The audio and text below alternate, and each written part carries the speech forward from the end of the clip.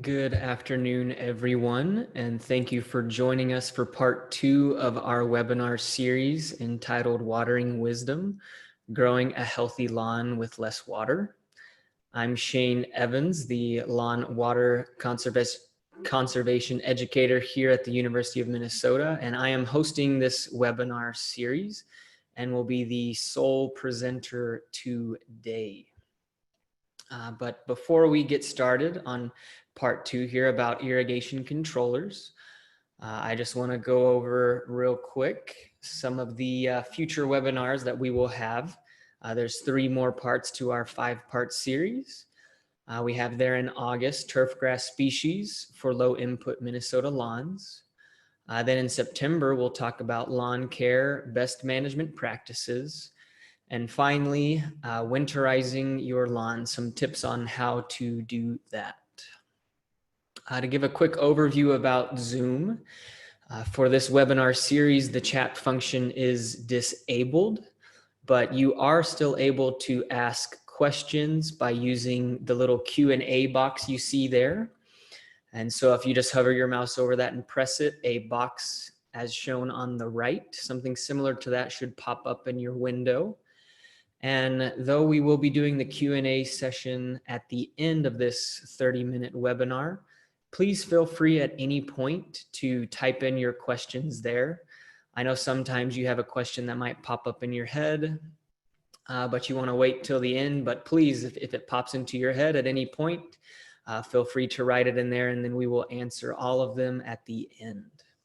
Our Q&A session will be run by Chris Moncada, and we also have Dr. Eric Watkins and Dr. Brian Davis, who presented with me in our last webinar. They'll be on the panel at the end of the webinar session to help with that Q&A portion. So again, as I just mentioned, I'm the sole presenter today, and today I'm hoping to teach you a little bit about how to control or learning to control your irrigation controllers. So to jump right in, I want to give a brief introduction of some irrigation history, kind of how we got to the point that we are today. And then the majority of the time I'll be focusing on how to program an irrigation controller, and then some technologies that can make your irrigation controller more efficient and effective. And then to end, we'll talk for just a couple of minutes about some research that has been done recently about these controllers and the technologies associated with them. So going back, 100 plus years, in the early 1900s here, you can see as lawns started to become more of a popular thing that people thought they might want, they found out that they needed to water or irrigate those lawns and landscapes. And so products began to be developed in order for them to do that. That one whole sprinkler system there you can see from 1899, followed by a few years later, it starts looking more of like something we might have actually today. So from 100 years ago to today, this is something that you might see. You just connect it to your hose or your spigot outside, and you kind of drag the hose around the yard where, water and irrigation is needed. And that's something that a lot of people, again, still do today. But once we moved into the 50s and 60s, people wanted to start, taking the responsibility of watering their lawns out of their hands and putting it into the hands of a machine of sorts. And so these 2 pictures you see here represent what is known kind of the first idea of an irrigation controller, something that runs the sprinkler system for you. And as I just mentioned, what is an irrigation controller? It, as I just said, automatically manages your sprinkler system. It takes kind of a portion of that work out of your hands. And chances are, if you do have an underground sprinkler system, you have an irrigation controller. Now, if you don't have an irrigation controller, but you have a sprinkler system, you will have some sort of valve in your yard that you manually can turn on and off in order to control the system. And what these manually programmed controllers look like today is something similar to the pictures that you see here. Now, there's going to be a lot of pictures of many different irrigation controllers shown throughout this webinar, and we aren't endorsing or recommending any of them specifically, but want to teach you how to program these controllers, whether it be for you or someone else. And so with that, let's get into the kind of meat of our portion about learning to program a controller. And the first thing I want to point out is here in the state of Minnesota, you often don't need to irrigate your lawn or landscape because we receive quite a bit amount of rainfall. For the summer months, we typically average an inch of rainfall a week, which is about what your lawn or landscape needs. And so many older homes do not even have irrigation systems, or they might opt for the hose and, kind of manual sprinkler that you drag around the yard. But many new homes that are being created and built do have underground sprinkler systems, and as such have an irrigation controller. So something we do recommend is keeping those controllers in the off position and only use them when you start to notice that your lawn or landscape needs some water. Again, we receive sufficient rainfall that oftentimes irrigation isn't necessary, but we do periodically have days or weeks where we don't have rainfall, where an irrigation system might need to be turned on for a few days in order to put some water on that lawn to keep it from going dormant.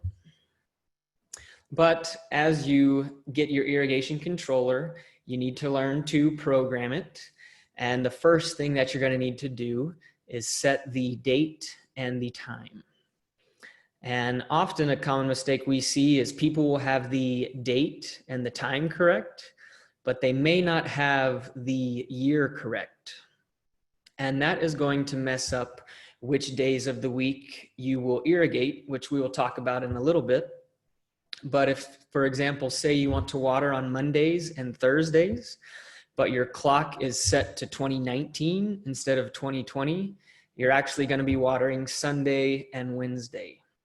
And so just make sure it's something simple you can check, but make sure you have the correct year and obviously, the date and the time correct as well. And once you have that correct, you can then choose a start time, when you want your irrigation system to turn on. Now, the first question you need to ask yourself is, does your area have watering restrictions? Are there times of the day when you are not allowed to water? Often you might hear, or you might have said, between the hours of 10 a.m. and 5 p.m., you aren't allowed to water. And essentially, that's typically the hottest time of the day. The sun is out.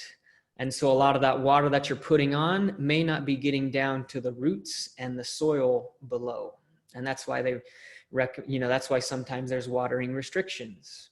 So we typically recommend scheduling your controller to start in the morning, in the early morning. So, 3 o'clock in the morning, 4 o'clock in the morning. At that point, the sun isn't really out.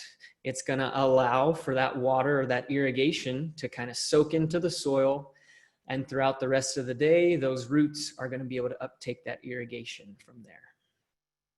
Once you know what time you want your irrigation system to come on, you need to program in your controller how long that is going to run for. You'll see on the clock there that our zone is running for 23 minutes. This is a project here at the university, and we calculated that 23 minutes based on an irrigation audit that we performed. And so ultimately, we hope that you perform an irrigation audit before determining your run time. And if you didn't see part 1 of our webinar series, part 1 talked all about irrigation audits and how to perform them so that you can know how long to run your system to apply a 1/2 inch of water each irrigation event. Now, another thing with this runtime section is many homes and landscapes have multiple irrigation zones. And so for each of those irrigation zones, you're going to have to set the runtime. So if you have 4 zones and all 4 of them require 23 minutes, you need to make sure that they're all set that way. If you have a zone that maybe has misters instead of rotorer sprinklers, you might water a little bit less because it takes less time to apply a ½ inch of water. And again, that might depend, but just make sure all of your zones that are needing to be irrigated or that have sprinkler heads, that they do have a runtime associated with them. Now, one of the last things you have to do is choose the days that you are going to water your lawn or landscape. Now, there are typically 3 options available with irrigation controllers. The first one is you have all 7 days of the week kind of laid out and shown, and you can just choose, okay, Monday, yes, I want to irrigate. Tuesday, no. Wednesday, no. Thursday, yes. And that'll continue for the whole week. And so every week on Monday and on Thursday, your irrigation system is going to turn on. The second option is you can choose to water on odd or even days. Now, some areas have odd even watering bands, which essentially means if your house number ends in an odd number, that you water the odd days of the month. So you water the 7th, the 11th, the 19th. And the same goes for even watering days. If your house number ends with an even number, you water the even days of the month. So for example, today, the 28th. The third way is through interval watering. And I have listed there every 3 days. And essentially what this does is it takes, I guess you're not choosing a day of the week to water. You are choosing an interval of days. So you water every 3 days until you tell it to stop. Or you could change it to every 6 days or every 5 days. And that's kind of how the interval watering works. And those are typically the 3 options an irrigation controller will have for you. Now, once you have all of that programmed into your controller, you need to set it to the run position. Now, this is, again, something that's small and seems pretty straightforward, but many a times I have seen where someone says, I programmed everything, did it correctly, but my controller and my sprinklers, they aren't popping out of the ground. My system isn't turning on. What's happening? And I've had on a few occasions where someone just, they set everything up correctly, but they forgot to turn it up to the run position. And so that's just something to maybe, go and check and make sure you do. Now, when it comes to these irrigation controllers, again, they've become more popular in recent years. And beginning in 2003, this statute became implemented regarding landscape irrigation systems. So if you kind of follow along with me as I read, it is essentially saying, irrigation systems shall have furnished and installed technology that interrupts operation of the landscape irrigation system during periods of sufficient moisture. And the technology must be adjustable by the end user or a landscape professional. Now, this is basically saying, there needs to be something, since we receive a lot of rain here in Minnesota. If we have one of those periods of sufficient moisture, you need some sort of technology that interrupts the operation of your irrigation system and stops it from watering during rainstorms, for example. And I want to touch on 3 of these technologies, them being rain sensors, soil moisture sensors, and Wi-Fi enabled smart controllers. So to start with rain sensors, they bypass irrigation by means of a rainfall threshold shutoff. And so this will stop the irrigation system immediately once the sensor determines that a 1/4 inch of rain has fallen. And that threshold can be adjusted. But turning your attention to the pictures on the right, how these sensors work is those cork discs that you see. When it rains or a rain event occurs, those swell up. And as they swell up, that triggers a signal and sends it to the irrigation controller to stop or bypass the scheduled irrigation. Now, these cork discs are attempting to mimic what is going on in the soil. Just as when a rainstorm happens, the corks are going to swell up, the soil profile is going to fill with water. And then over time, that soil profile is going to dry out, just as those cork discs are going to dry out. And once the discs have dried sufficiently, it will allow irrigation to continue once again, or by that time, maybe another rainstorm has come in to, continue to bypass that irrigation. And these can run, between $20 and $30 and have a variety of options to choose from. They are the cheapest of the three options, but those cork discs tend to, I guess you could say, erode over time. They begin to crack and they need to be replaced periodically. But once you have one of these rain sensors, if you do want to install one, when you purchase one, you should receive some sort of schematic as shown on the right. That'll give you instructions on how to install that sensor. But on the left, I wanted to show kind of, a real life example, I guess you could say, of what that looks like. And this is an irrigation controller. And if you look where the red and the black wires are connected, up above it says SEN. That is standing for sensor. And that is where you connect a rain or a soil moisture sensor so that it can help bypass irrigation through your irrigation controller. Now, wireless rain sensors are also available. The advantage of these is the rain sensor itself does not have a wire that needs to be connected directly to the controller. Sometimes they might come in a 25-foot wire or a 50-foot wire, meaning you can only put that rain sensor 50 feet away from your irrigation controller, and that may not be the best place for it. So they have wireless options available, and shown there on the right, you can place it in an area that is going to receive rainfall to help trigger that rain sensor. But just because it says wireless, that doesn't mean it has no wires attached to it. The rain sensor has a receiver, and that receiver is connected in the same manner as if the rain sensor were wired. Moving on to soil moisture sensors. One difference here is rain sensors, as their name implies, only really monitors when rain events occur.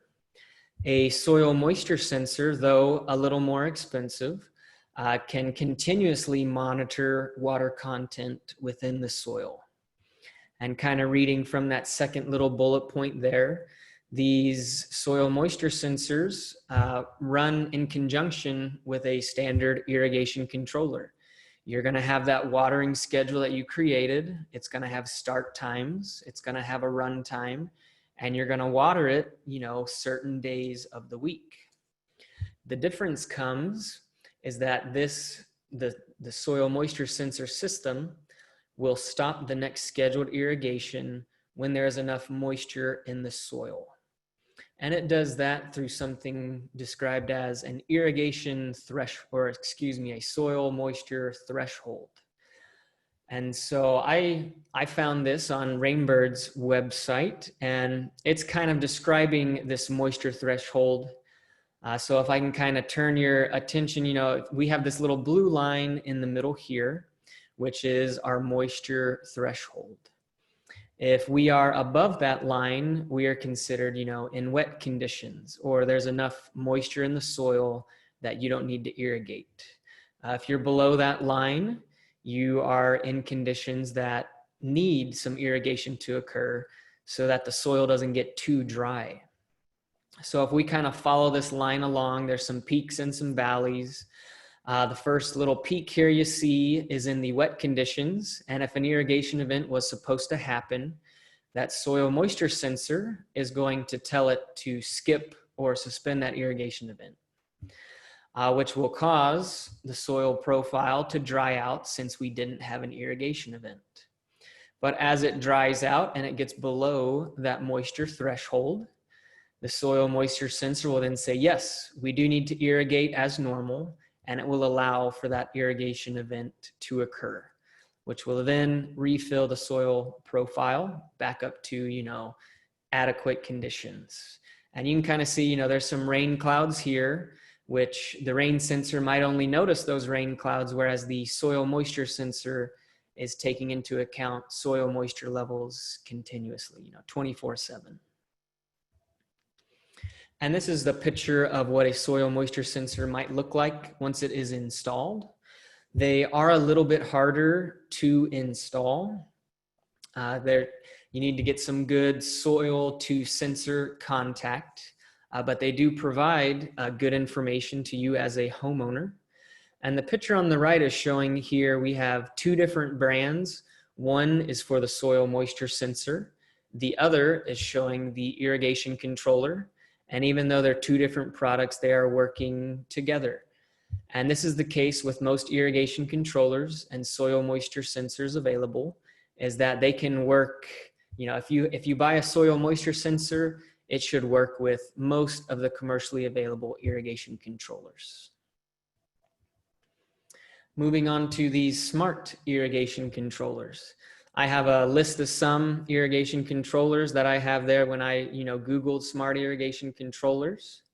But these, as you can see there, as you can read the little definition there from the EPA, these smart controllers are defined as being able to automatically tailor watering schedules and making adjustments to the sprinkler system and the run times.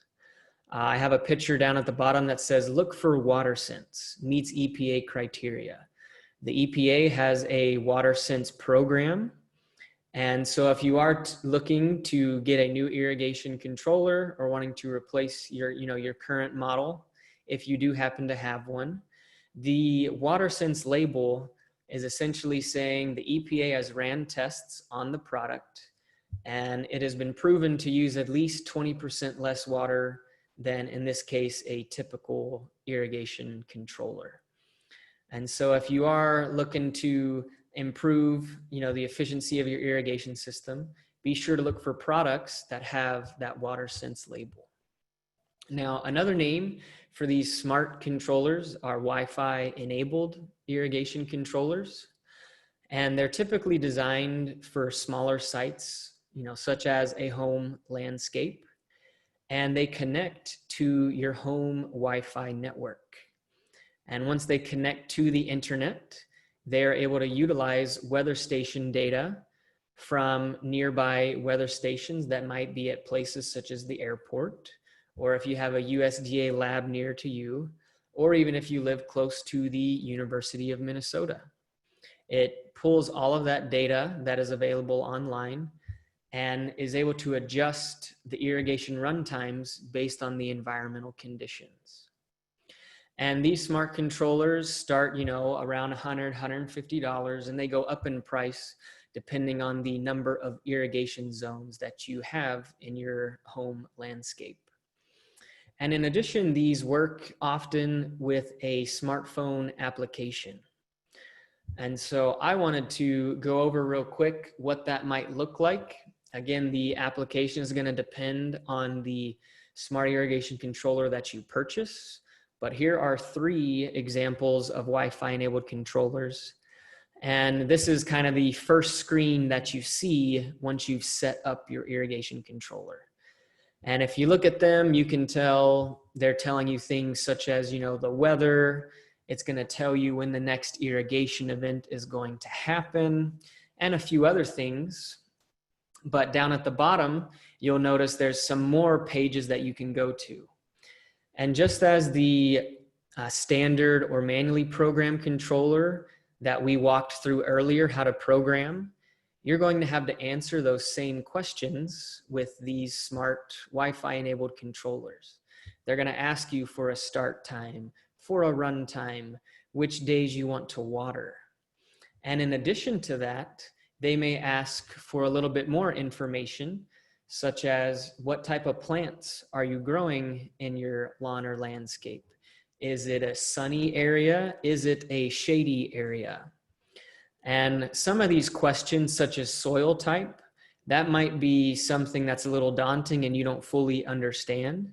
And that's okay. If you look at the example on the left, you have an option to choose none. Essentially what these Wi-Fi enabled smart controllers are doing is they're asking you a series of questions, which kind of goes into the calculations of it adjusting your runtime. It takes into account what you have told it and also the weather data from local weather stations, and it adjusts those run times to make your irrigation system more efficient. When it comes to some of the studies that have been done with these smart irrigation controllers, this is a study that I did for my master's. I performed it, it was done at Utah State University, a much drier climate, less rainfall, less humid than it is here in Minnesota. But it illustrates the idea that these smart technologies help conserve water. So if I turn your attention to this graph, you'll see we have gallons of water here on the left side. And then we have here, average homeowner. We went out and did irrigation audits and learned that per irrigation zone, roughly between 6,000 and 7,000 gallons of water were being used. The control for our experiment was an irrigation controller programmed by me as an irrigation specialist. So I went out there every week and made adjustments based on what was happening with the weather. Then controllers A, B, and C were 3 of these Wi-Fi enabled smart controllers.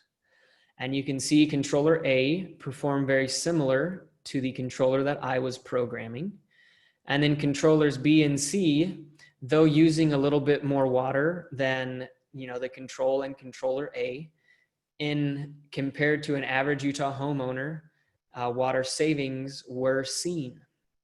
But oftentimes, when we talk about data like this, people want to know what that looks like. Okay, you used a lot less water, but does that mean my lawn is going to be, yellow? Is it going to be dormant? That type of thing.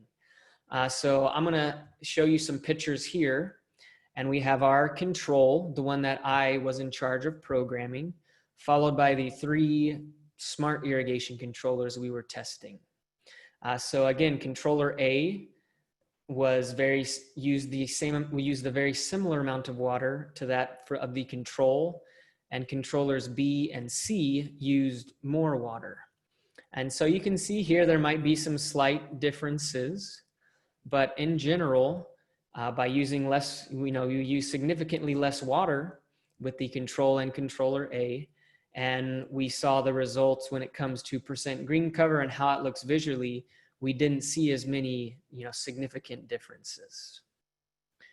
Moving to something a little closer to home, a study done recently here at the University of Minnesota kind of illustrates the same point of my study at Utah State. We have over here our water use in gallons, and we have our irrigation control, which was set to an odd even watering ban. So, watering every other day essentially.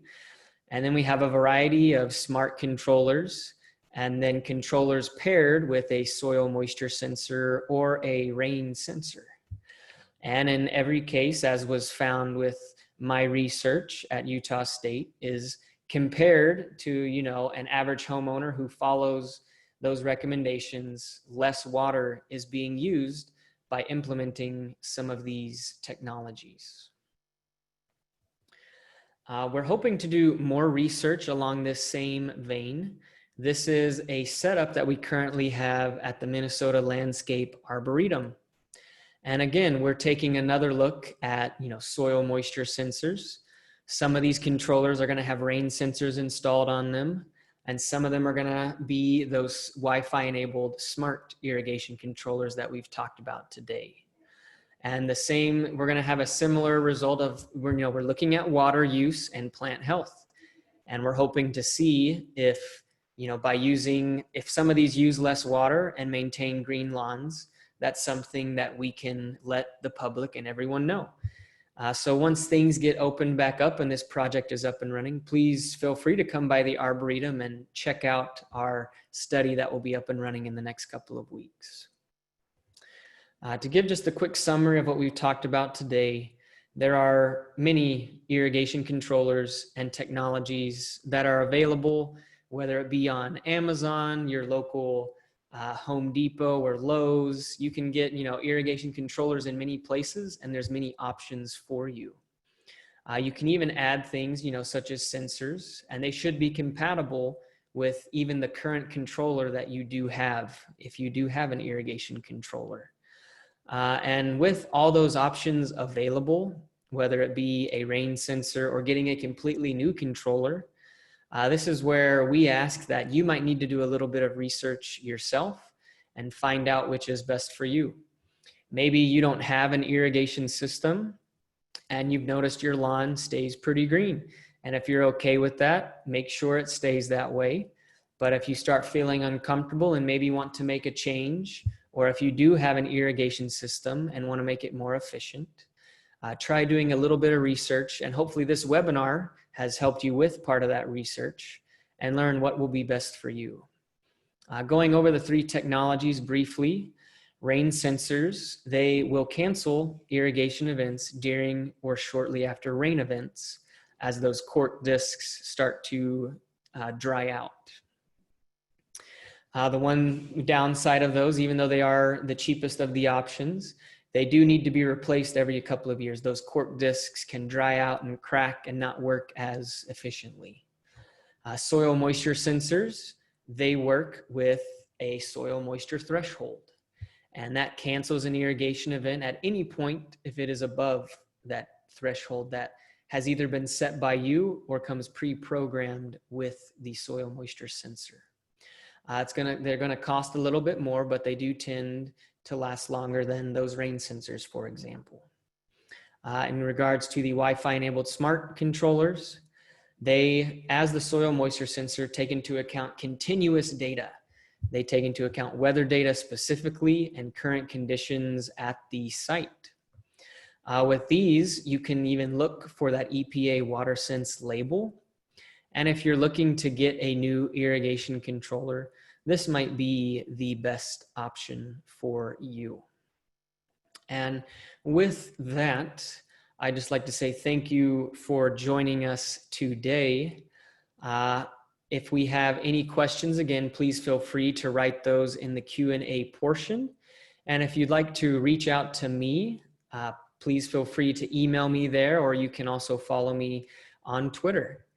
So with that, I'll turn it over to Chris, who's going to run the Q&A portion. And then again, Eric Watkins, Brian Davis, and I will be answering those questions to the best of our abilities. Okay, so our first question is, do you install a soil moisture sensor for each irrigation zone or one for the whole system? So this question, I guess you could say it comes down to maybe it might be a money issue. You know, obviously, if you want to be as accurate as possible, that would be something that you could install in each irrigation zone. But again, that's going to raise the price up significantly.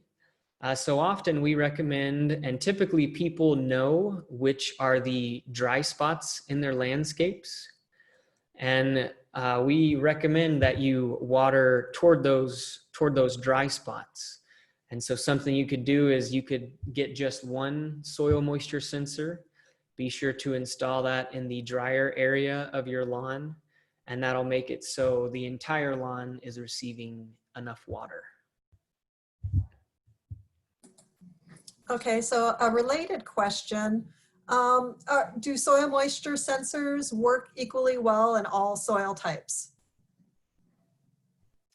This is a good question, and I don't want to get kind of, I guess science-y isn't the best word to use, but what the soil moisture sensor is measuring is volumetric water content.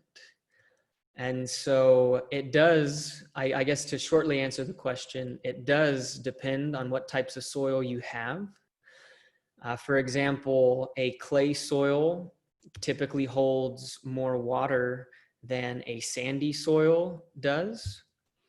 But what I've found is when you install one of those soil moisture sensors, they typically have a little key that says, if you have a clay soil, you should set your moisture threshold at this %. If you have a sandy soil, you should set your threshold at this %. And I hope that kind of answer the question, but yeah, simply again, it does depend on what type of soil you have, but typically those manuals that the sensors come with should have some sort of explanation about that. Okay, so our next question is, where are wired rain sensors usually located in a system? So if you have, for example, I mentioned this a little bit, if you have a wired rain sensor, you might only have 50 feet of cord, of wire to work with.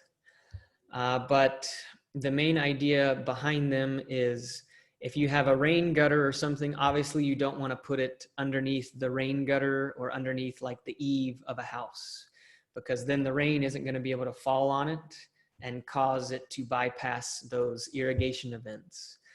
So if you have a fence post or something, I guess the easiest way to answer is you want there to be nothing between the rain sensor and the sky. You want rain to be able to fall very easily on that rain sensor so it can perform at its best. Okay, so how about this for our next question? Do you feel that these smart controllers are easy enough to install for the average homeowner, or do you think that a professional should install them?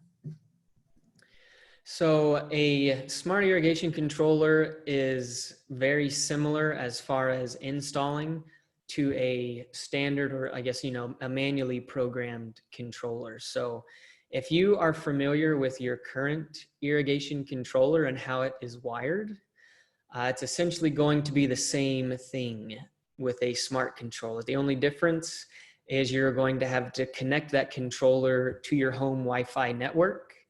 And that's where I often see the most problems occur, is trying to connect the controller to the home Wi-Fi network. Obviously, they can be installed by professionals. They should know how to do those, as all the irrigation controllers are fairly similar to install. But again, the manuals that come with them, if you go through them step by step, they do a pretty good job of explaining how to set everything up. Okay, our next question is, how accurate is the rain sensor? I have seen the sprinklers turn on many times as it pours, and that I have had to manually switch the system off. Yeah, great question. And the first thing I would recommend is maybe going out and checking those little discs, those cork discs. With the winters that we have here and how cold it gets, oftentimes, I mentioned in the webinar, you might need to change them every couple of years.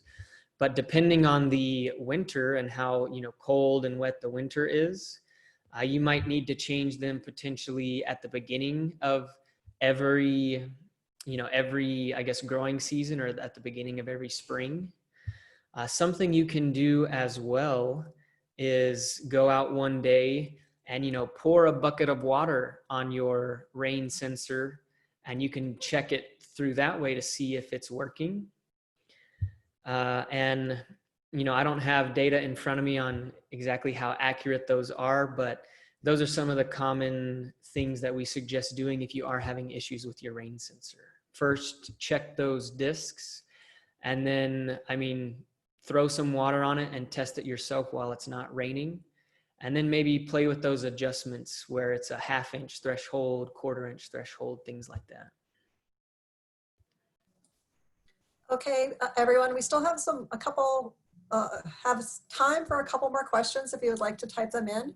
But one question that occurred to me as I was watching is, with a lot of cities have the even and odd watering bans. Do you think that people are setting their irrigation systems so that they're going off just to coincide with the watering bans? And that seems like it's going to be a lot of water on your lawn. Do you have any ideas about that? So that's one thing, I wasn't here when the research was performed, but that second research that I showed at the University of Minnesota, that's something that we looked at. So the irrigation control was set to those odd, even watering bands. because we assume, and what we've found in irrigation audits is most people do have their, have their irrigation systems set up for those odd or even days. And a lot of times they turn it on, end of April, May, and then they leave it like that until, September, October. And so every other day their landscapes are being watered. And when they walk outside, they see a green lawn, so they don't worry about it. And so that's where the idea of these technologies comes in, is you can still set it to that odd even watering day, but the technology is going to interrupt some of those irrigation events. And we learned in the we learned in the study from 2017 and 18 that you do use less water using any of these technologies compared to someone who just has those odd even watering bands. So even though that's the current situation of some of the watering restrictions, we're finding out that may not be the best thing moving forward. Okay, so our next question is, don't rain sensors have batteries that need to be changed on a regular basis? So if you have one of those wireless rain sensors, those do have some sort of, power or battery supply that will need to be changed. But if you happen to have a rain sensor that is wired directly to the controller, the rain sensor will pull power directly from the irrigation controller. So replacing those batteries only comes when you have a sensor, when you have one of those wireless sensors. And that goes the same for soil moisture sensors. Some of them are wired into the system and others are wireless. And if you have a wireless system, that's when those batteries will need to be changed.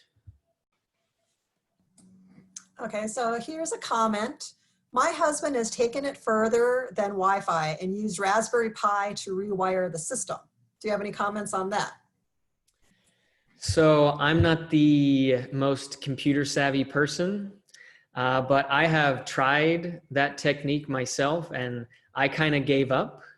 But the Raspberry Pi solution, for those who have programming experience and a background in that, that is something, that's what one of those smart controllers does. It has a little, computer per se in it, and it takes into account all those variables you put into it, just as maybe that Raspberry Pi one that your husband made does. But yeah, I'm not super familiar with those, but it is an option if you know what you're doing.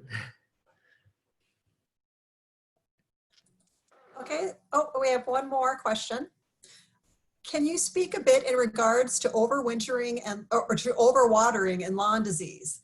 I have noticed a lot of Scotia disease this year that is associated with overwatering along with our humid weather. Yeah, and so wetness and disease kind of go hand in hand. And that's another thing that we hope to talk about a little bit more in the next couple of webinars, especially the lawn care best management practices. We'll talk a little bit about some of those diseases, some things you can avoid. But as for right now, I don't know if Eric, you might be able to speak a little more to that. Yeah, I think that the weather the last few weeks, maybe the last month in the Twin Cities, we've seen a lot of lawn disease. So ascochyta might be one, brown patch, pythium, lots of disease. And a lot of that's because we've had a lot of rain. And of course, people who have been overwatering their lawns at the same time with the heat and humidity that we've had are just going to set themselves up for more disease. So it's a good case where you're over managing your lawn. And because you're over managing your lawn, you're causing more problems that you have to deal with in other ways. So I think that's a good comment that not only should we be watering our lawn, giving our lawns the right amount of water for saving water, but also, you're going to end up with a better lawn in the end if it's getting the right amount of water and not getting overwatered. Okay, going back to the slide showing the traditional controller, if you're going to leave the system off and only water as needed, what setting do you turn it on to run the system? For this one, let me go back up to those slides. So the two things to note is if you want your system to run as you have programmed it, it needs to be in the run position there that you see, kind of the 12 o'clock position. And this goes essentially for all irrigation controllers. That run position is going to be at the 12 o'clock position. When you have your system in the off position, it still keeps track of that programming that you set it up to do. And so it still remembers the start time. It still remembers the run time. It's just basically saying, I'm not going to water ever as long as I'm in this position. But as soon as you click it up to that run position again, it's going to start watering according to the schedule that you've inputted it into, that you've already inputted. And I hope that kind of answers the question. You know, if it's in the off position, it's never going to run. But if you have it in that, once you switch it to that run position, it'll run only according to the irrigation schedule that you've programmed it to. Okay, so we have two more questions and then we're going to wrap it up. So the first one is, can the amount of water that is being delivered from the irrigation heads also be controlled with any of these irrigation systems? Could you repeat that one, Chris, so I can... Sorry. Can the amount of water that is being delivered from the irrigation heads also be controlled in any of these irrigation systems? Yeah, so a water audit tells you exactly how much water is coming out of those sprinkler heads. And so that's where you get that runtime number from when you're scheduling your irrigation controller. And so, for example, to go back to our research, we found out that it took 23 minutes for we had a square with a sprinkler head in each corner, and it took approximately 23 minutes to apply a ½ inch of water to that area. Depending on, there's sprinkler heads that are designed to be used more in the wind. And those sprinkler heads don't apply as much water, I guess you could say water per minute or water per hour. And so when it comes to the controller controlling how much water comes out of the irrigation heads, it more comes down to that irrigation audit you perform and the type of sprinkler heads that you have. Because sprinkler heads that are misters, for example, might take 10 minutes to put down a ½ inch of water. Whereas those more wind-resistant rotorer sprinklers that I just talked about, it might take them an hour to apply the same amount of water.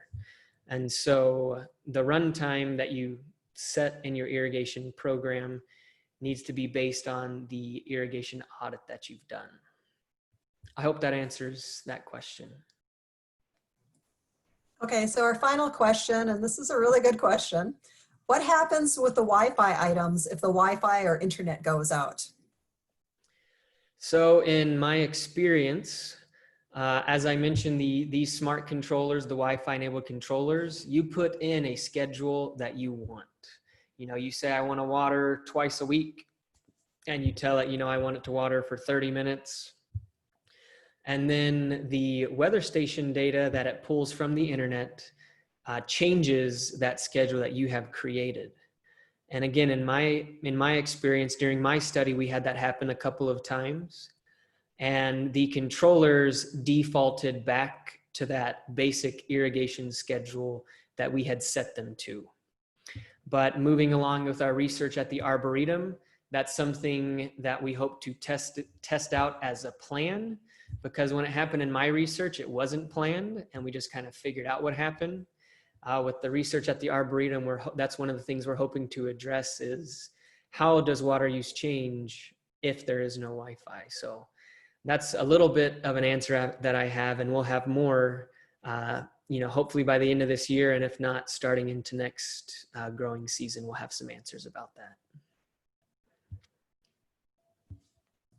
That was it for our questions. Okay. Well, again, thank you everyone who has stuck around and for your great questions. If you have any more, again, please feel free to reach out to me. We have many resources here at the university, and we want to share those resources with you. So that's what this webinar series is about, and we'll see you in 3 weeks for part 3. Thanks, everyone.